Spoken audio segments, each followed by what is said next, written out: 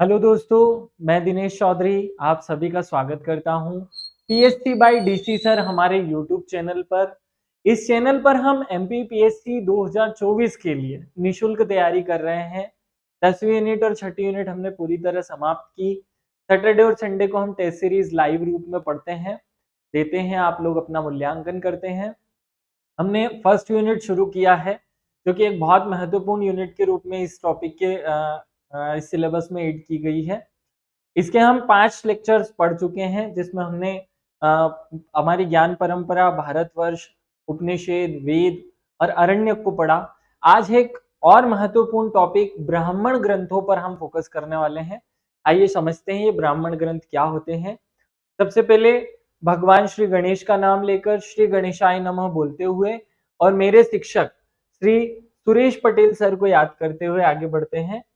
आप सब लोगों को मैं बार बार यह बोलता हूं कि आप सिलेबस याद कर लीजिए। सिलेबस में ब्राह्मण ग्रंथ दिया हुआ है, आज इसी टॉपिक को हम कवर कर रहे हैं। देखिए, मुझे पता है कि आपका जो वो इंटरेस्ट बना हुआ था एग्जाम के लिए, आप जिस गति से पढ़ रहे थे, आपका जो मोटिवेशन था वो सॉलिड कल से अभी तक में कम हो गया होगा, या कल परसों की तुलना में आज आपकी कम पढ़ाई हुई होगी। ठीक है, एक दो दिन आप चाहते हैं तो रेस्ट कर लें, लेकिन हमें ऐसा भी रेस्ट नहीं करना है जिससे हमारी इफिशियंसी कम पड़ जाए। आप बने रहिए जब तक हमें लक्ष्य प्राप्त नहीं हो जाता किस प्रकार का रुकना, तो उसी एम को ले करके आप आगे बढ़े। हमें नहीं रुकना है, क्योंकि रुके तो फिर कोई और आगे निकल जाएगा। मेरी बात ये ध्यान रखना, अगर आपने पढ़ाई नहीं की, आप शादी अटेंड करने चले गए, आप होली खेलने चले गए, या आप किसी न किसी और काम में चले लग गए, तो दूसरा कोई आपसे इस रेस में आगे निकल जाएगा। उसे आगे नहीं निकलने देना है, हमें लगातार भागते रहना है ताकि हम दुनिया को पीछे छोड़े, हमें पीछे नहीं रहना है। चलिए आज हम समझते हैं मूल रूप से संकल्पना और विचार ब्राह्मण ग्रंथों के लिए। ब्राह्मण ग्रंथ क्या है, शाब्दिक अर्थ समझ लेते हैं। ब्राह्मण ग्रंथ में जो ब्राह्मण शब्द है वो दो शब्द ब्रह्म और उसमें अण उपसर्ग लगा करके बना हुआ है। इसका अर्थ क्या होता है, तो जो मीमांसा दर्शन है उसके अनुसार इसका पहले मैं अर्थ बताता हूं, फिर सामान्य अर्थ पे बात करेंगे। मीमांसा दर्शन के अनुसार मंत्र भाग या संहिता ग्रंथों के अतिरिक्त वेद भाग को ब्राह्मण कहते हैं। सीधे तौर पर कहना चाह रहे हैं कि वेदों का वो भाग जिसमें मंत्रों को छोड़ दिया जाए, मतलब वेद के मंत्रों को अगर वेदों में से हटा दिया जाए तो जो बचेगा वही ब्राह्मण ग्रंथ होगा। अब आपका क्वेश्चन हो सकता है कि सर ब्राह्मण तो हम किसी एक व्यक्ति को कहते हैं, यहाँ ब्राह्मण ग्रंथ कहा जा रहा है, इसका मतलब क्या हुआ। चलिए इसको समझते हैं। देखिए, पूजा पाठ करने वाले व्यक्ति को यदि ब्राह्मण कहा जाए तो वहां शब्द पुरलिंग होगा, अर्थात जो संस्कृत भाषा है उसके अनुसार वहां पुरलिंग रूप में उपयोग हो रहा है ब्राह्मणम। यहां अंतर समझिए। देखिए, मैं ब्राह्मण लिखूं और ब्राह्मण लिखूं, इन दोनों में अंतर है। यहाँ म पीछे है और म आगे है, इन दोनों का ही अंतर आपको ब्राह्मण ग्रंथों और ब्राह्मण व्यक्ति में नजर आएगा। अगर पूजा पाठ करने वाले व्यक्ति की बात की जा रही है तो वहां पुरलिंग ब्राह्मण के लिए यूज हो रहा है, परंतु यदि ग्रंथ के अर्थ में ब्राह्मण शब्द का प्रयोग किया जा रहा है तो वह नपुंसक होता है और उसे ब्राह्मणम कहते हैं। यह शब्द ब्रह्म शब्द से में अण प्रत्यय लगा करके बना हुआ है, जिसका अर्थ होता है वेदों का वह भाग जिसमें केवल यज्ञ और कर्म कांडों का वर्णन मिलता है। यज्ञ करने, उसके क्रियाओं का, यज्ञ क्या होता है, उसके महत्व का, क्रियाओं का, उसकी प्रक्रिया का, सबका संचालन जिस किताबों में बताया गया है, जिन किताबों में ये बातें लिखी गई हैं, उसे ही हम ब्राह्मण ग्रंथ कहते हैं। याद रखिएगा। अब आपके मन में आ रहा होगा कि सर इसकी जरूरत क्या थी। देखिए, जो मनुष्य है वो आध्यात्मिक रूप से चीजों को समझता है, लेकिन वो किसी काम को तब तक स्वीकार नहीं करता जब तक वह प्रत्यक्ष रूप से किसी को ना देख ले। देखिए, आप सब जानते हैं कि ईश्वर इस संसार में है, भले इसे हम उसे किसी भी रूप में पूछते हो। कोई उसे वाहे गुरु कहता है, कोई उसे रब, कोई उसे परवरदिगार, कोई उसे ईश्वर या कोई उसे अल्लाह कहता है।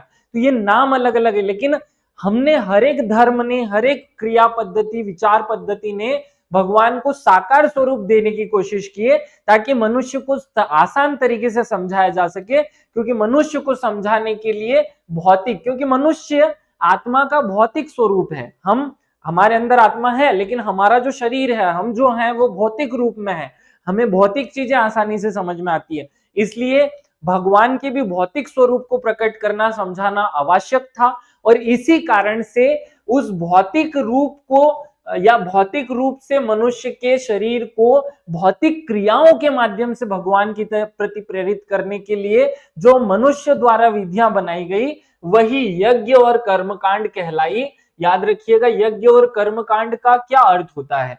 देखिए, यज्ञ और कर्मकांड वे भौतिक क्रियाएं हैं जिनके माध्यम से मनुष्य भगवान के अस्तित्व को स्वीकार करके भगवान के अधीन अपने आप को स्वीकार कर लेता है या भगवान के अधीन अपने आप को मानता है, उनके अस्तित्व को स्वीकार करते हुए उनको पूजता है। उस क्रिया विधि को या उस पूरी प्रक्रिया को ही हम कर्मकांड कहेंगे।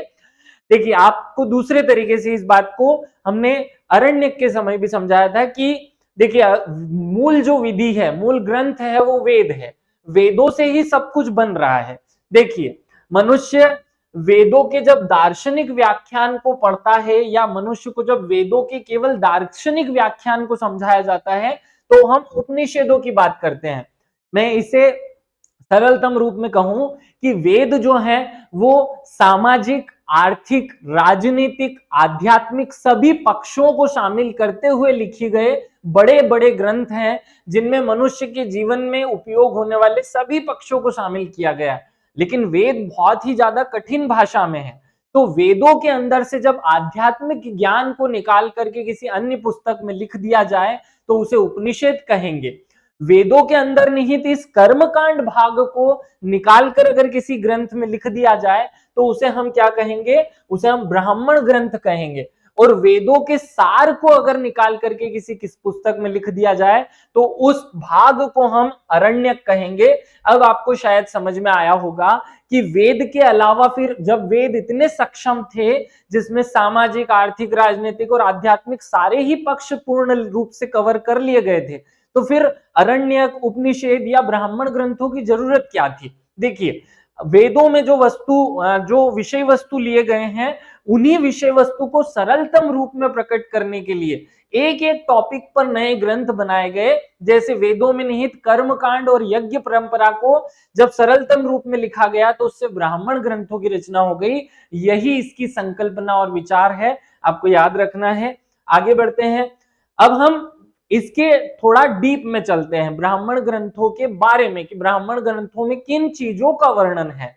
वाचस्पति मिश्र नाम के ऋषि कहते हैं कि ब्राह्मण में 4 प्रयोजन का वर्णन है या ब्राह्मण में 4 चीजें बताई गई हैं, 4 मूल उसके तत्व हैं और उसकी विषय वस्तु जो है वो 4 भागों में या 4 रूपों में हम बांट सकते हैं। वो कहते हैं कि पहली विषय वस्तु है निर्वचन, दूसरी विनियोग, तीसरी प्रतिष्ठान और चौथी विधि। ये क्या होते हैं? निर्वचन शब्द जो है वो निरुक्त बताना है, किसी वस्तु के नाम का आधार तथा किसी धातु से वह नाम बना है, किस धातु से वह नाम बना है इसको बताने वाले को निर्वचन कहते हैं। तो वाचस्पति मिश्र कहते हैं कि भाई ये जो हमारे ब्राह्मण ग्रंथ है इनका पहला काम होता है हर एक वस्तु के नाम रखने की क्रियाविधि और उसका महत्व बताना। किस नाम का क्या महत्व है, किस यज्ञ का क्या महत्व है, किस क्रिया का क्या महत्व है, इसे हम निर्वचन कहेंगे। विनियोग क्या होता है? यज्ञ की किस विधि में किस कार्य को किस किस समय किया जाए उसे हम कहेंगे विनियोग। तो ब्राह्मण ग्रंथ की दूसरी विषय वस्तु है विनियोग, जिसका अर्थ होता है यज्ञ करने की विधि या यज्ञ में किन किन चरणों को शामिल करना है उनको बताने वाले ग्रंथ भी ब्राह्मण ग्रंथ है। तीसरा है प्रतिष्ठान, इसका अभिप्राय अर्थवाद होता है यज्ञ की प्रत्येक विधि का महत्व बताना। यज्ञ की प्रत्येक विधि का अर्थ बताने के लिए भी ब्राह्मण ग्रंथ ही उत्तरदायी है। और साथ में विधि, यज्ञ और उसमें संबद्ध कार्यकलाप की विस्तृत जानकारी देने वाले ग्रंथ भी ब्राह्मण ग्रंथ है। अर्थात वाचस्पति मिश्र के अनुसार ब्राह्मण ग्रंथ 4 काम करते हैं या 4 उद्देश्यों को पूरा करने के लिए बनाए गए हैं। पहला, यज्ञ क्या है उसका नाम, उसका महत्व बताने वाले ग्रंथ। दूसरा, यज्ञ करने की विधि बताने वाले ग्रंथ। तीसरा, यज्ञ करने के लिए या यज्ञ के प्रत्येक विधि का महत्व बताने वाले ग्रंथ, और चौथा यज्ञ और उससे जो क्रियाकलाप है उन सब की विवरण देने वाले ग्रंथ को हम कहते हैं ब्राह्मण ग्रंथ। इसका निचोड़ अगर हम एक लाइन में कहें तो ब्राह्मण ग्रंथ वे ग्रंथ हैं जो यज्ञ और कर्म कांडों के उपयोगिता, उसका महत्व, उसे करने की प्रक्रिया सब कुछ बताते हैं, वही ब्राह्मण ग्रंथ कहलाते हैं। ये याद रखना। आगे बढ़ते हैं, ब्राह्मण ग्रंथों के बारे में कुछ छोटी छोटी सी बातें करते हैं, फिर एक और दृष्टिकोण से इनके महत्व को समझेंगे। ब्राह्मण ग्रंथ यज्ञ और कर्मकांडों की विस्तृत जानकारी प्रदान करते हैं। अगर एग्जाम में आपसे प्रश्न पूछा जाता है कि निम्न में से कौन से ग्रंथ यज्ञ और कर्मकांडों की विस्तृत जानकारी प्रदान करते हैं, तो देखिए वेदों में भी कर्मकांड का वर्णन है, लेकिन उनकी व्याख्या, उनकी विस्तृत जानकारी जो है वो ब्राह्मण ग्रंथों में है, तो आपका आंसर ब्राह्मण ग्रंथ हो जाएगा। आगे बढ़ते हैं, यह ग्रंथ गद्य रूप में लिखे गए हैं। अगर क्वेश्चन पूछा जाता है कि ब्राह्मण ग्रंथ किस लिपि में लिखे गए हैं, देखो गद्य हो सकता है, पद्य हो सकता है, चंपू काव्य हो सकता है। यहाँ आपको याद रखना है यज्ञ करने की विधि गद्य काव्य में होती है। आगे बढ़ते हैं, इनमें मोक्ष प्राप्ति हेतु यज्ञ करने पर बल दिया गया है। अगर आपसे पूछा जाए कि किन ग्रंथों में मोक्ष की प्राप्ति का मार्ग यज्ञ से होकर जाता है, ऐसा लिखा हुआ है या ऐसा बताया गया है, तो आंसर आपका होगा ब्राह्मण ग्रंथ। ये तीनों फैक्ट आपको याद रखने, 3 प्रश्न पूछे जा चुके हैं एग्जाम में, वही मैंने फैक्ट के रूप में डाले हैं। आगे बढ़ते हैं, मीमांसा दर्शन के अनुसार जो हमारे ब्राह्मण ग्रंथ हैं वो 10 कार्य करते हैं या उनकी विषय वस्तु 10 है। देखिए अभी हमने समझा कि ब्राह्मण ग्रंथों की जो विषय वस्तु है वाचस्पति मिश्र के अनुसार 4 है, लेकिन यही मीमांसा दर्शन के जो स्वामी है सबर स्वामी के अनुसार 10 विषय वस्तु लेकर के ब्राह्मण ग्रंथ काम करते हैं। और वो कौन कौन से? हेतु, निंदा, हेतु, निर्वचन, निंदा, प्रशंसा, संशय, विधि, प्रक्रिया, पुरकल्प, अवधारणा और उपमान। ये खैर याद नहीं करने, किसी भी स्टूडेंट को ये 10 शब्द याद नहीं करने, केवल ये समझने की बात है। यहां मैं आपको स्पेशली बोल रहा हूं कि याद नहीं करना, ये क्या है ये समझ लेते हैं। तो मीमांसा दर्शन के अनुसार जो 10 उपयोग हैं ब्राह्मण ग्रंथ के या 10 विषय वस्तुएं हैं ब्राह्मण ग्रंथ की, उसमें पहला है हेतु। हेतु का अर्थ होगा यज्ञ में कोई कार्य क्यों किया जाए, इसको समझाने वाले ग्रंथ हैं ब्राह्मण ग्रंथ।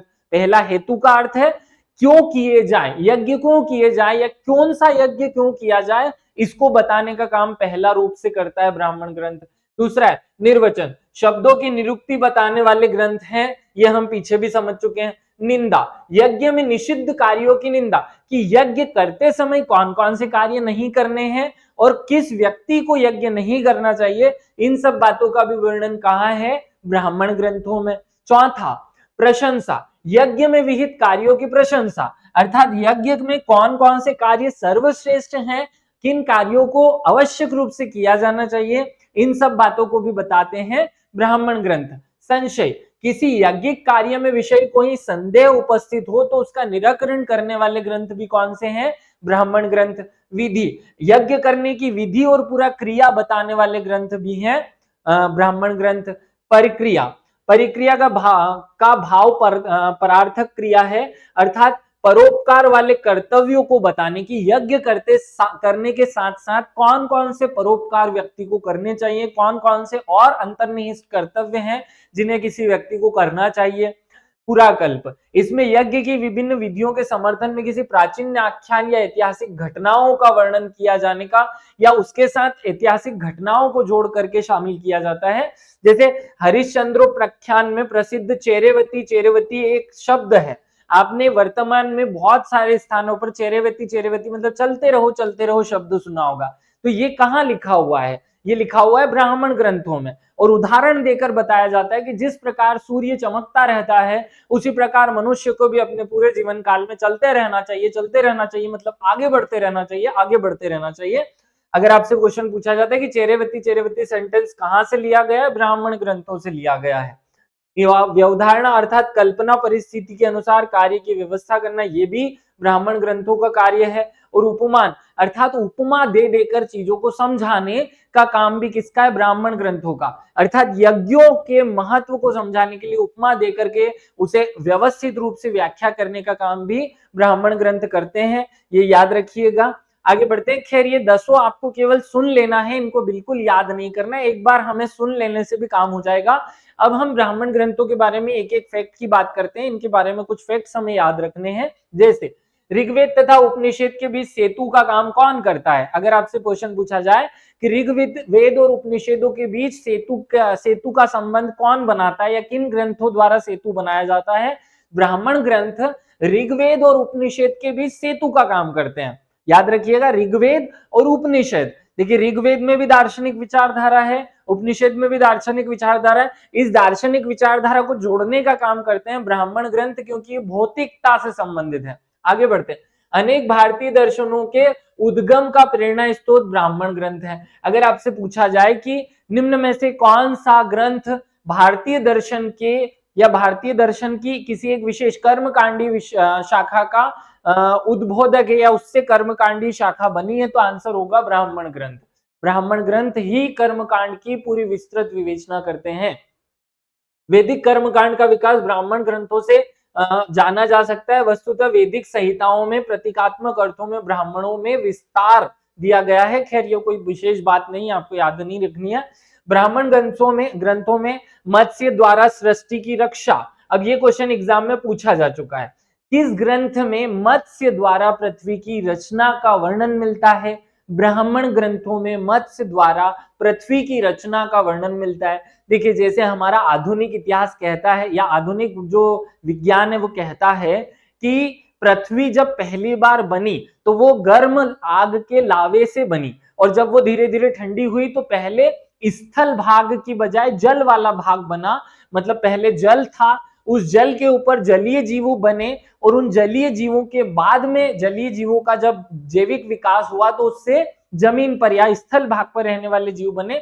सेम टू सेम थ्योरी ब्राह्मण ग्रंथों में बताई गई है कि पहले जलीय जीवों अर्थात मछली का निर्माण हुआ, मत्स्य बना, मत्स्य से धीरे धीरे विकसित रूप में या जलीय जीव बने, और उससे धीरे धीरे पूरी सृष्टि का अर्थात मनुष्य तक जैविक विकास हुआ है। ये कहने का काम या ये बात कौन सिद्ध करता है? ये ब्राह्मण ग्रंथ बताते हैं। अगला बात आपको याद रखना है, शुनह शेप की बलि दिए जाने और बलि से फिर रक्षा किए जाने की जो स्टोरी है, कथा है, उसका वर्णन कहाँ मिलता है? तो वो भी आपको ब्राह्मण ग्रंथों में मिलता है। इनमें प्रत्येक याज्ञिक विधान से कोई ना कोई आख्यान जोड़ दिया गया है। आपको ये याद रखना है, प्रत्येक आख्यान जो है वो किसी न किसी यज्ञ से संबंधित है, ये भी पॉइंट याद रखेंगे। नेक्स्ट पे चलते हैं। प्रत्येक वेद से संबंधित ब्राह्मण ग्रंथ हैं। देखिए जो ब्राह्मण ग्रंथ हैं वो सभी वेदों से जुड़े हुए हैं। आप सबको मैं पहले ही बता चुका हूं कि जितने भी वेद हैं उन्हीं से बाकी सब चीजों की रचना हुई है। मतलब वेद मूल विधि थी, उससे अरण्यक बने, उससे ही उपनिषद बने और उसी से ब्राह्मण ग्रंथ बने। इन्हीं की विषय वस्तुओं का उपयोग किया गया। तो अब हम आगे देखते हैं कि ऋग्वेद से संबंधित कौन कौन से ब्राह्मण ग्रंथ हैं। ऋग्वेद से संबंधित 2 ब्राह्मण ग्रंथ हैं। पहला है ऐतरेय ब्राह्मण, ये पॉइंट याद रखना। यह 40 अध्याय और 8 पंचकों में विभाजित है। एक स्टोरी बताई गई है कि भैया ऐतरेय ब्राह्मण कैसे बना। तो ऐतरेय ब्राह्मण खुद बताता है कि मुंडक नाम के एक ऋषि हुआ करते थे और उनकी पत्नी का नाम ऐतरा था। देखिए मुंडक नामक ऋषि और उनकी पत्नी जो थी वो ऐतरा नाम से थी। ऐतरा, ये दोनों हंसी खुशी सुखद जीवन जी रहे थे। केवल एक ही दुख था कि इनको कोई संतान नहीं थी। ये भगवान की बहुत पूजा पाठ करते या बहुत ज्यादा आध्यात्मिक क्रियाकलापों में शामिल रहते थे, लेकिन क्योंकि इनकी कोई संतान नहीं थी ये इस कारण से दुखी थे। एक लंबे समय तक भगवान की पूजा पाठ करने के कारण भगवान इनसे प्रसन्न होते हैं और भगवान इनको आशीर्वाद देते हैं कि आपके यहाँ कुछ वर्ष बाद एक पुत्र की प्राप्ति होगी। जो पुत्र प्राप्त होता है वो क्योंकि भगवान की कृपा से प्राप्त हुआ था, इसलिए वो भगवान के कार्यों में लीन होता है।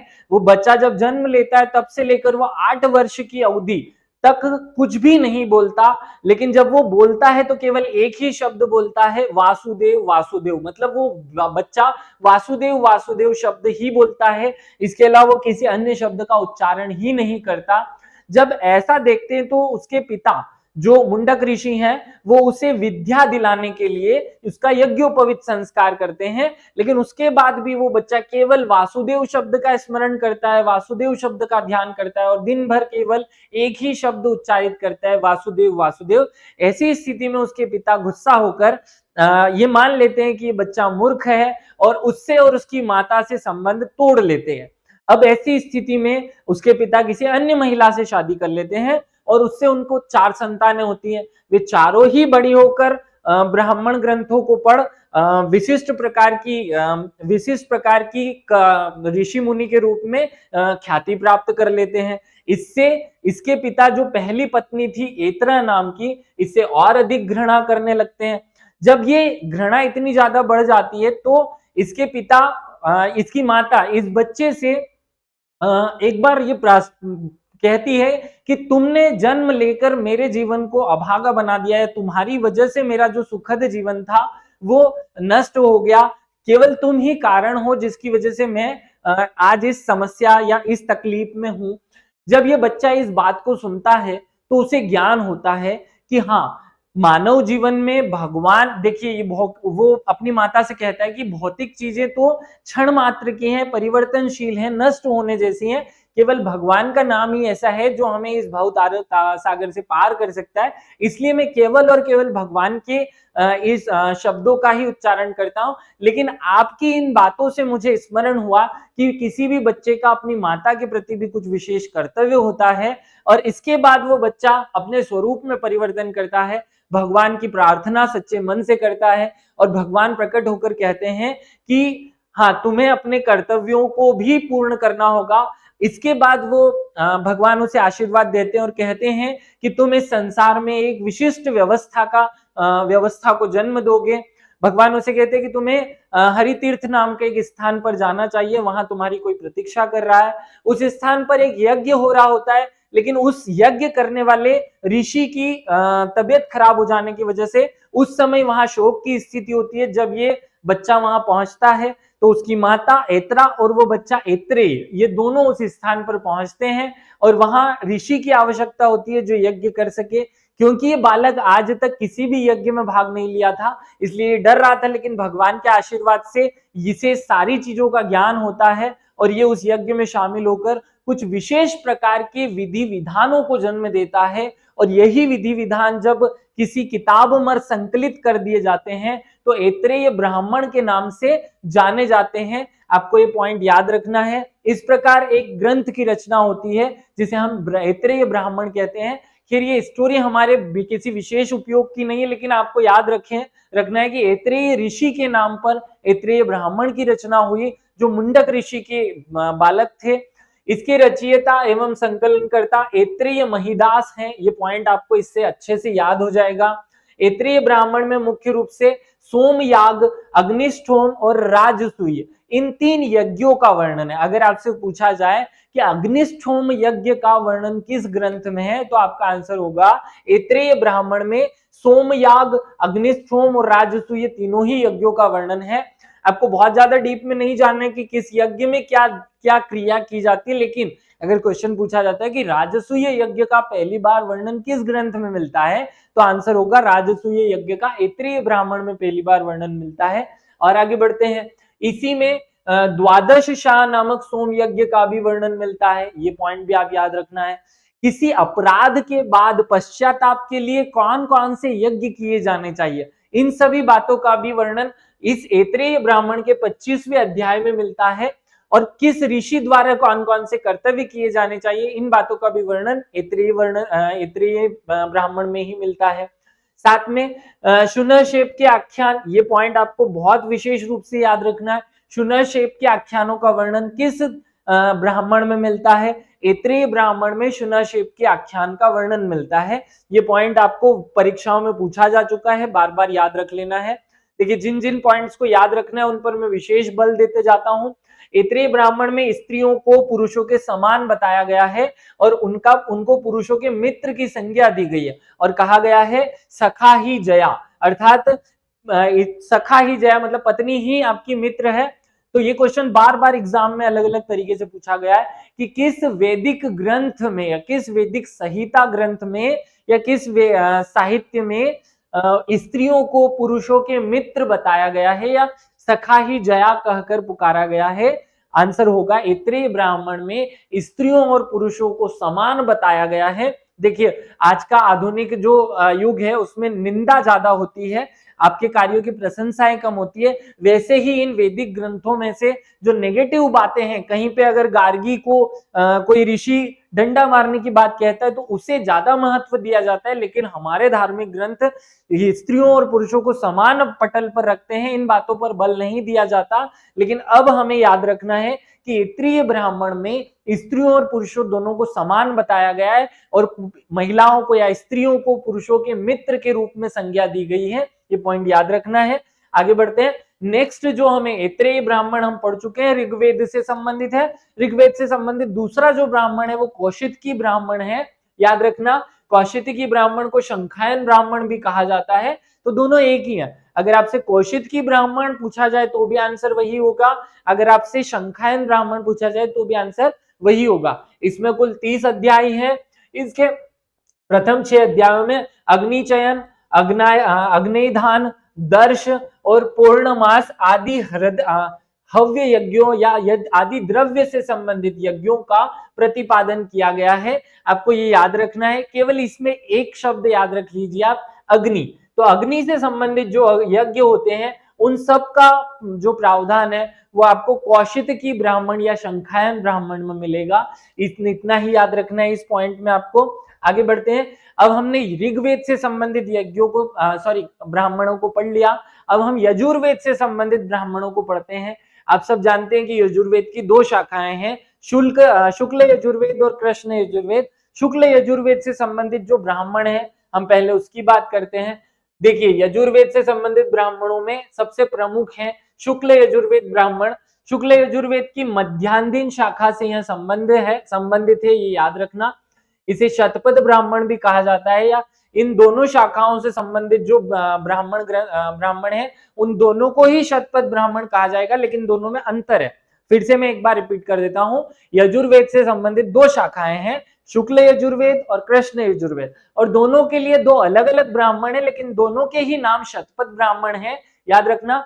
तो पहला वाला जो शतपथ ब्राह्मण है जो कि मध्यान्ह शाखा से संबंधित है, उसमें 100 अध्याय और 14 कांड है, जबकि जो कांडव शाखा या से संबंधित ब्राह्मण है, शतपथ ब्राह्मण है, उसमें 104 अध्याय और 17 कांड है। तो दोनों में अंतर है। शतपथ ब्राह्मण 2 होते हैं, एक शुक्ल यजुर्वेद से संबंधित, एक कृष्ण यजुर्वेद से संबंधित। ये पॉइंट याद रखना। शतपथ ब्राह्मण ऋग्वेद के बाद वैदिक संहिता में सबसे बड़ा ग्रंथ है, ये भी आप याद रखेंगे। ऋग्वेद के बाद अगर सबसे बड़ा कोई ग्रंथ वैदिक साहित्य में शामिल है तो वो है शतपथ ब्राह्मण। इसके संकलनकर्ता याज्ञवल्क्य के ऋषि थे, ये भी आपको याद रखना है। याज्ञवल्क्य के ऋषि ने ही शतपथ ब्राह्मण, शतपथ उपनिषद और शतपथ आरण्यक तीनों की रचना की है, आपको याद रखेंगे। आगे बढ़ते हैं। शतपथ ब्राह्मण में 10 पूर्णमास पितृ यज्ञ, ये बहुत इंपॉर्टेंट पॉइंट है, इसे याद रखना है। किस एक धार्मिक ग्रंथ में किसी भी व्यक्ति के मृत्यु के बाद पितृ यज्ञ करने का प्रावधान है या पितृ यज्ञ का वर्णन मिलता है? आपको आंसर करना है। पितृ यज्ञ का वर्णन आप शतपथ ब्राह्मण में पाएंगे या शतपथ ब्राह्मण में आपको मिलेगा। शतपथ ब्राह्मण ही सर्वमेघ यज्ञ का भी प्रावधान करता है, इसी में अश्वमेघ यज्ञ का भी क्रिया विधि समझाया गया है। ये तीनों पॉइंट महत्वपूर्ण है। देखिए अगर आपसे क्वेश्चन पूछा जाता है सर्वमेघ यज्ञ का वर्णन किस ग्रंथ, धार्मिक ग्रंथ में मिलता है, आंसर होगा शतपथ ब्राह्मण। अगर आपसे क्वेश्चन पूछा जाता है अश्वमेघ यज्ञ का वर्णन किस धार्मिक ग्रंथ में, तो आंसर होगा शतपथ ब्राह्मण। ये पॉइंट याद रखना। और इन तीनों की ही रचनाएं याज्ञवल्क्य के ऋषि द्वारा की गई है। साथ में याद रखना प्रसिद्ध मनु मत्स्य की सुप्रसिद्ध कथा, ये मनु मत्स्य की सुप्रसिद्ध कथा का प्रमुख जो व्याख्यान है वो भी शतपथ ब्राह्मण से संबंधित है, ये पॉइंट भी याद रखिएगा। आगे बढ़ते हैं। कृष्ण यजुर्वेद के ब्राह्मण। देखिए कृष्ण यजुर्वेद से संबंधित एक और ब्राह्मण है जिसे हम तैत्तिरीय ब्राह्मण कहते हैं। अभी हमने शतपथ ब्राह्मण की बात की। शतपथ ब्राह्मण 2 प्रकार के थे, लेकिन उसमें से महत्वपूर्ण जो शुक्ल यजुर्वेद की शाखा से संबंधित है वो था कृष्ण यजुर्वेद की शाखा से संबंधित तैत्तिरीय ब्राह्मण है, इसमें केवल 3 कांड है और इसमें क्या वर्णन है, यज्ञों के प्रयोग की विधि का विस्तार पूर्वक वर्णन है। अगर आपसे क्वेश्चन पूछा जाता है कि यज्ञों के प्रयोग की विधि, यज्ञों का प्रयोग कब किया जाना चाहिए, समय बताया गया हो, तो उसकी विधि का वर्णन या उसके समय का वर्णन तैत्तिरीय ब्राह्मण में किया गया है। आगे बढ़ते हैं। सामवेद एक बहुत महत्वपूर्ण ग्रंथ है। सामवेद से संबंधित भी कुछ ब्राह्मण हमारे धर्म ग्रंथों में शामिल है। इसमें बहुत सारे ब्राह्मण ग्रंथ शामिल है, लेकिन उसमें सबसे महत्वपूर्ण जैमिनी ब्राह्मण है। ये महत्वपूर्ण है, लेकिन हम कुछ 4-5 पर नजर डाल लेते हैं। सबसे पहले पंचविश ब्राह्मण नाम से एक ग्रंथ है, जिसे तांडव ब्राह्मण भी कहा जाता है। देखिए, इसे पंचविश इसलिए कहा जाता है क्योंकि इसमें 25 अध्याय है और 25 को संस्कृत भाषा में पंचविश कहा जाता है, इसलिए पंचविश ब्राह्मण का मूल नाम तांडव ब्राह्मण है और तांडव ब्राह्मण में 25 अध्याय होने के कारण उसे पंचविश ब्राह्मण भी कह देते हैं। तो तांडव ब्राह्मण और पंचविश ब्राह्मण दोनों ही एक है और ये दोनों, या ये जो ग्रंथ है, ये सामवेद के संबंध में है या सामवेद के संबंधित ब्राह्मण में काउंट किया जाता है, गिना जाता है, या उसकी मूल विषय वस्तु का वर्णन करता है। ये आपको याद रखना है। महाब्राह्मण या प्रोण ब्राह्मण किसे कहते हैं? देखिए, इसका जो आकार है वो 25 अध्याय के कारण ब्राह्मणों में सबसे बड़ा है, या जितने भी ब्राह्मण उपलब्ध हैं उनमें सबसे बड़ा ब्राह्मण ग्रंथ जो है वो ये पंचविश ब्राह्मण है। इसलिए इसका एक और उपनाम प्रचलन में आया, जो है महाब्राह्मण या प्रोण ब्राह्मण। याद रखिएगा, महाब्राह्मण या प्रोण ब्राह्मण किस ब्राह्मण ग्रंथ को कहा जाता है? तो महाब्राह्मण या प्रोण ब्राह्मण जो है वो पंचविश ब्राह्मण या तांडव ब्राह्मण को कहा जाता है। ये पॉइंट आप याद रखेंगे। आगे बढ़ते हैं। अगला जो ब्राह्मण हम पढ़ रहे हैं वो है शठविश ब्राह्मण। इसमें 26 अध्याय है, तो 26 अध्याय होने के कारण इसे शठविश ब्राह्मण भी कहा जाता है। पंचविश के ही परिशिष्ट को शठविश ब्राह्मण कहा गया है, याद रखिएगा। पंचविश ब्राह्मण का परिशिष्ट ही शठविश ब्राह्मण कहा जाता है, इसलिए इसे शठविश कहा गया। इसमें कुल 6 अध्याय हैं। नाम शठविश क्यों रखा? क्योंकि ये जो 25 अध्याय थे पंचविश के, उसके आगे के 6 अध्यायों की बात करता है, तो आकार में छोटा है, लेकिन 25 के आगे वाला 26वां है, इसलिए इसको शठविश ब्राह्मण कह दिया गया है। इसमें अनुष्ठानों और क्रियाओं की विवेचना की गई है। ये क्वेश्चन बहुत महत्वपूर्ण है कि किस धार्मिक ग्रंथ में यज्ञों की विवेचना की गई है, उसके लाभ और हानि बताए गए हैं। तो आंसर होगा शठविश ब्राह्मण। आगे बढ़ते हैं। संविधान ब्राह्मण। संविधान ब्राह्मण क्या होता है? सामवेद से संबंधित तीसरा ब्राह्मण है। पहला हमने पंचविश पढ़ा, शठविश पढ़ा, तीसरा संविधान पढ़ रहे हैं। संविधान ब्राह्मण क्या है? इसमें 3 प्रपाठक हैं। ये पॉइंट बहुत ज्यादा रटने की जरूरत मत करना कि किसमें कितने अध्याय और कितने सूत्र या कितने श्लोक हैं, इनको नहीं रटना है, केवल जानकारी लेनी है। इसमें यज्ञ कर्मकांड के स्थान पर जादू टोना और उच्चाटन उपद्रव को शांत करने की विषय वस्तु का प्रतिपादन किया गया है। बहुत ज्यादा महत्वपूर्ण है। देखिए, हमारे जो ब्राह्मण ग्रंथ हैं वो सभी के सभी केवल और केवल एक काम करते हैं, यज्ञ और उनकी विधि बताने का। लेकिन एक ऐसा ब्राह्मण है जो यज्ञ के स्थान पर जादू टोने के समय जो यज्ञ या तांत्रिक क्रिया की जाती है उसका वर्णन करता है। अर्थात यज्ञ के माध्यम से जादू टोना करने की क्रिया का वर्णन कौन करता है? तो संविधान नाम का ब्राह्मण करता है। महत्वपूर्ण बात है, याद रखिएगा। और आगे बढ़ते हैं। आर्येश ब्राह्मण, ये क्या है? आर्येश ब्राह्मण भी सोमवेद का एक ब्राह्मण है। इसके बारे में कुछ विशेष बातें याद रख लें। वैज्ञानिक अनुशीलन के लिए यह ग्रंथ अत्यंत उपादेय है। देखिए, मैंने बहुत सारी बातें लिख रखी है स्क्रीन पे, 5-5, 6-6 बातें, लेकिन उसमें से मैं 1 या 2 बातों पर फोकस करता हूं। आपको ये 1 या 2 बातें याद रखनी है और बाकी की बातें केवल रीड भर कर लेनी है। आपको रीड जरूर कर लेना है। तो वैज्ञानिक अनुसंधान या अनुशीलन के लिए कौन सा ब्राह्मण ग्रंथ उत्तरदायी है? आपको याद रखना है, आर्येश ब्राह्मण वैज्ञानिक अनुशीलन के लिए उत्तरदायी है। इसमें साम मंत्रों के ऋषियों का नाम भी या ऋषियों के नाम भी वर्णित है। ये पॉइंट याद रखना। जो 5वां ब्राह्मण है सामवेद से संबंधित, वो है देवताध्याय ब्राह्मण। याद रखना, देवताध्याय ब्राह्मण या देवत्व ब्राह्मण कहा जाता है इसे। ये क्या है? ये मूल रूप से साम देवता के संदर्भ में किए जाने वाले यज्ञों, पहले तो साम देवता की जानकारी, उसके संबंध में किए जाने वाले यज्ञों की विस्तृत विवेचना करता है, विस्तृत व्याख्या करता है। इसलिए इसे देवत्व ब्राह्मण भी कहा जाता है, देवता अध्याय ब्राह्मण भी कहा जाता है। आखिरी जो सामवेद से संबंधित ब्राह्मण है वो है उपनिषद ब्राह्मण। देखिए उपनिषद ब्राह्मण में पहले शब्द है उपनिषद। उपनिषद जो है वो दार्शनिक विचारधारा वाले ग्रंथ होते हैं, जबकि ब्राह्मण जो है वो कर्मकांडी विचारधारा वाले ग्रंथ होते हैं।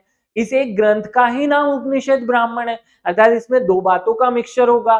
तो यह दो ग्रंथों के मिश्रित नाम है, पहला मंत्र ब्राह्मण और दूसरा है छांदोग्य उपनिषद। तो इसमें क्योंकि उपनिषद भी शामिल है और ब्राह्मण की विषय वस्तु भी शामिल है, इसलिए इसका नाम पड़ा उपनिषद ब्राह्मण। मंत्र ब्राह्मण का विषय ग्रह सूत्रों में प्रयुक्त मंत्रों का संकलन करना है, जबकि इसमें गर्भाधान, पुंसवन, विवाह आदि संस्कारों के संबंधित मंत्र हैं। देखिए कर्म कांडों में जितने 16 संस्कार है वो सारे के सारे आते हैं, अर्थात कर्म कांडों के अंदर आते हैं 16 संस्कार, जिसमें पुंसवन होता है, जिसमें गर्भाधान संस्कार होता है, जिसमें नामकरण संस्कार, सारे 16 संस्कार शामिल होते हैं। एक अलग वीडियो में मैं ये 16 के 16 संस्कार आपको पढ़ाऊंगा और याद भी करवाऊंगा, याद करना महत्वपूर्ण है। तो इस जो उपनिषद ब्राह्मण है, इस ग्रंथ का नाम उपनिषद ब्राह्मण है, ज्यादा विचार नहीं करना, नाम सही है। उपनिषद ब्राह्मण में ही गर्भाधान, पुंसवन और विवाह नाम के या विवाह के समय किए जाने वाले मंत्रों का वर्णन है। ये प्रश्न महत्वपूर्ण है हमारी एग्जाम की दृष्टि से कि किस ब्राह्मण में विवाह या गर्भाधान के समय या पुंसवन के समय किए जाने वाले मंत्रों का वर्णन है। आपको याद रखना है उपनिषद ब्राह्मण में ही इन सब उप संस्कारों के समय किए जाने वाले मंत्रों का वर्णन किया गया है। आगे बढ़ते हैं, संहिता उपनिषद ब्राह्मण। ये छोटा सा बस इतना याद रख लो कि गान संहिता की विधि बताने या मंत्रों को गा करके किसी एक ग्रंथ में बताया गया है, तो वो साहित्य सामवेद से संबंधित ब्राह्मण ग्रंथ संहितोपनिषद ब्राह्मण है। बहुत ज्यादा डीप में नहीं जाना है। वंश ब्राह्मण भी याद रखने की जरूरत नहीं है, केवल बस नाम भर याद रख लीजिए। और एक फैक्ट याद रख लीजिए कि सामवेद का सबसे छोटा ब्राह्मण कौन सा है। सामवेद के अनेक ब्राह्मण हैं, जिनमें से 8 महत्वपूर्ण है। सबसे बड़ा हमने आपको बताया, सबसे छोटा भी याद रख लेना। वंश ब्राह्मण जो है वो सबसे छोटा ब्राह्मण है। सामवेद के सबसे छोटे ब्राह्मण के रूप में वंश ब्राह्मण को जाना जाता है। अब हम सबसे महत्वपूर्ण ब्राह्मण की बात करते हैं, जो कि जैमिनी ब्राह्मण है। आप सबको एक क्वेश्चन बहुत महत्वपूर्ण है, वो याद होना चाहिए कि किस ब्राह्मण ग्रंथ में पृथ्वी का आकार गोल बताया गया है। अगर हमसे ये क्वेश्चन पूछा जाए कि पृथ्वी का आकार गोल है, ऐसा कहाँ लिखा हुआ है, किस वैदिक ग्रंथ में लिखा हुआ है, आपको याद रखना है जो जैमिनी ब्राह्मण है उसमें पृथ्वी, सूर्य, चंद्रमा, घो, पृथ्वी सभी का आकार गोल है ऐसा बताया गया है। सूर्य का आकार भी गोल है, चंद्रमा का आकार भी गोल है, पृथ्वी का आकार भी गोल है। ये सब बताने का काम जैमिनी ब्राह्मण करता है, ये याद रखना। पृथ्वी को अग्निगर्भा कहा गया है, ये भी पॉइंट याद रख लेना, जिसके मध्य भाग में अग्नि है। देखो हमारी जो प्राचीन ज्ञान परंपरा है वो इतनी ज्यादा समृद्ध थी कि ऋषि मुनियों ने पहले ही ये बता दिया था कि पृथ्वी का आकार कैसा है, पृथ्वी कितनी बड़ी है, कितना गहरा है सूर्य और पृथ्वी की दूरी कितनी है, ये सब हमारे धर्म ग्रंथों में लिखा हुआ है। हमारे जैमिनी उपनिषद में ये भी लिखा हुआ है कि पृथ्वी के गर्भ में जाते समय उसके तापमान में वृद्धि होती है और इसके गर्भ में सारे पदार्थ गर्म अवस्था या पिघली हुई अवस्था में पाए जाते हैं। पृथ्वी पर सर्वाधिक तापमान जो है वो पृथ्वी के गर्भ में पाया जाता है। ये सब बातें कहाँ लिखी गई है, ये जैमिनी ब्राह्मण में लिखी गई है, याद रखना। ये बहुत महत्वपूर्ण ग्रंथ था। अब हमने ऋग्वेद के सारे ब्राह्मण पढ़ लिए, यजुर्वेद के 2 ब्राह्मण पढ़े, हमने सामवेद के 9 ब्राह्मण डिटेल में पढ़ लिए।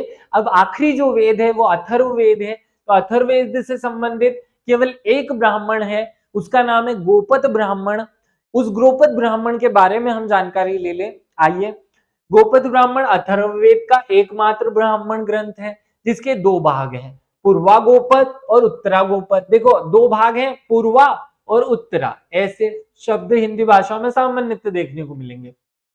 इसमें प्रपाठकों में कणिकाएं हैं और उनमें 258 कणिकाओं में विभिन्न श्लोक हैं। फिर ये पॉइंट याद नहीं रखना है, केवल एक ही पॉइंट याद रखना कि गोपद ब्राह्मण का संबंध किस वेद से है, अथर्ववेद से। इसमें एक और विशेष बात याद रखनी है, गायत्री माँ की महिमा और उसके संबंधित यज्ञ। देखो हमने ये तो पढ़ा कि गायत्री मंत्र का उच्चारण कहाँ है, वो उपनिषद में है।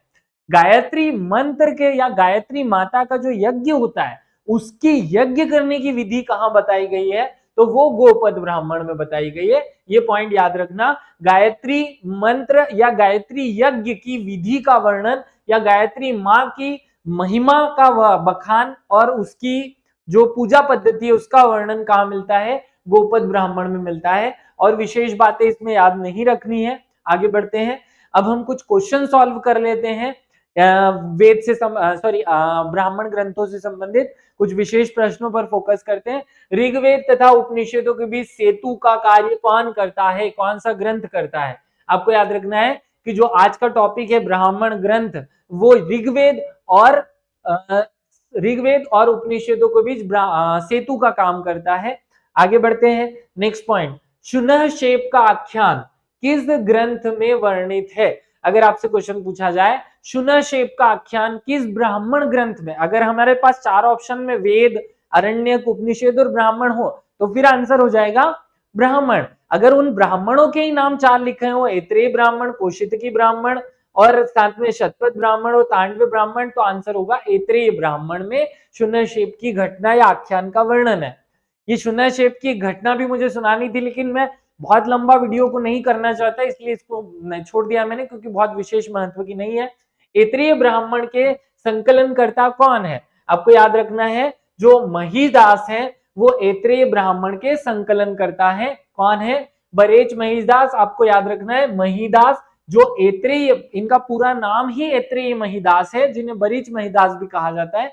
तो महिदास जो है वो ऐत्रेय ब्राह्मण के संकलन करता है। मैंने आपको पूरी कहानी भी सुना दी इसकी, याद रखिएगा। आगे बढ़ते हैं, शतपथ ब्राह्मण की किस संबंध किस वेद से है? शतपथ ब्राह्मण जो है वो यजुर्वेद से संबंधित है, याद रखना। शतपथ ब्राह्मण का संबंध यजुर्वेद से है। शतपथ ब्राह्मण के संकलनकर्ता किसे कहा जाता है? आपको याद रखना है, शतपथ ब्राह्मण के जो संकलन करता है वो याज्ञवल्क्य के ऋषि हैं। बहुत ही महत्वपूर्ण पॉइंट है ये, याज्ञवल्क्य के ऋषि भी महत्वपूर्ण है, उनके द्वारा लिखित ग्रंथ भी महत्वपूर्ण है। आगे बढ़ते हैं, याज्ञवल्क्य तथा गार्गी का संवाद कहाँ लिखा होगा? भाई याज्ञवल्क्य ऋषि ने से संबंधित जो ब्राह्मण है वो शतपथ है, तो उनकी जो आख्यान है शतपथ का याज्ञवल्क्य ऋषि और गार्गी का आख्यान वो शतपथ ब्राह्मण में होगा। फिर ये प्रश्न पूछा जाएगा उपनिषद से संबंधित, उपनिषद के विषय में पूछा जाएगा, यहाँ पूछे जाने के चांस कम है, लेकिन फिर भी हमें जानकारी हो। आगे बढ़ते हैं, तैत्तिरीय ब्राह्मण किस वेद से संबंधित है? देखो अब भी मैंने आप लोगों को पढ़ाया कि तैत्तिरीय ब्राह्मण जो है वो यजुर्वेद की दूसरी शाखा से संबंधित है, कृष्ण यजुर्वेद शाखा से। आगे बढ़ते हैं, पंचविश ब्राह्मण किस वेद से संबंधित है? हमने पढ़ा कि पंचविश षटविश मतलब 26-25 अध्याय वाला या 26 अध्याय वाले दोनों ही ग्रंथ सामवेद से संबंधित है, आंसर सामवेद हो जाएगा। और हमने इसके दूसरे ब्राह्मण भी पढ़े, हमने लगभग 9 ब्राह्मणों की बात की है। आगे बढ़ते हैं, तांडव ब्राह्मण का नाम अन्य नाम क्या है? देखो पंचविश ब्राह्मण या 25 अध्याय वाले ब्राह्मण को ही क्या कहा जाता है? तांडव ब्राह्मण कहा जाता है। तो याद रखना, तांडव ब्राह्मण किससे संबंधित है? पंचविश से संबंधित है। आगे बढ़ते हैं, निम्नलिखित में से पौड़ ब्राह्मण किस ब्राह्मण ग्रंथ को कहा जाता है, या प्रौढ़ ब्राह्मण के रूप में किस ग्रंथ को जाना जाता है? देखिए हमने कहा कि 25 या 25 अध्याय होने के कारण जो पंचविश ब्राह्मण है वो आकार में सबसे बड़ा है, इसलिए इसे वृहद, महाकाय, विशालकाय या प्रौढ़ ब्राह्मण भी कहा जाता है। तो ये पॉइंट याद रखना। कुछ क्वेश्चन भी हमने सॉल्व किए जिससे आपके कॉन्सेप्ट क्लियर हो जाए कि इन टॉपिक से क्वेश्चन कैसे पूछे जाएंगे। खैर मुझे पता है कि एक जैसे टॉपिक 3 दिन से पढ़ा रहा हूं, पहले मैंने आपको उपनिषद पढ़ाया, फिर अरण्यक पढ़ाया, फिर हमने ब्राह्मण ग्रंथ पढ़े, और तीनों में ही एक जैसी बातें हैं। हाँ, क्योंकि ये तीनों ही वेदों की विषय वस्तु से निकाल करके बनाए गए हैं, और क्योंकि लिखने वाले एक ही ऋषि थे, एक ही ऋषि ने ब्राह्मण या एक ही ऋषि ने शतपथ ब्राह्मण, एक ही ऋषि ने शतपथ उपनिषद और एक ही ऋषि ने या उसी ऋषि ने शतपथ अरण्यक लिखा है, इसलिए तीनों में कंफ्यूजन नहीं हो, इसलिए मैंने आपको क्वेश्चन अलग से सॉल्व करा दिए। आप सब लोग अच्छे से अपनी तैयारी को कंटिन्यू रखिए। देखिए एग्जाम डेट बढ़ जाने से हमारा लक्ष्य शून्य नहीं हो जाता, हमारे लक्ष्य और हमारे बीच की दूरी बढ़ जाती है, हमें तैयारी करने का और अच्छा समय मिला। उम्मीद है आप सब लोग अपनी तैयारी को कंटिन्यू रखेंगे, आप सब लोग अपनी तैयारी को उसी तरीके से करें जिस तरीके से पढ़ रहे थे, बीच में बिल्कुल टाइम वेस्ट नहीं करना है। आप सभी को विशेष धन्यवाद इस लेक्चर को अटेंड करने के लिए। सभी को थैंक यू।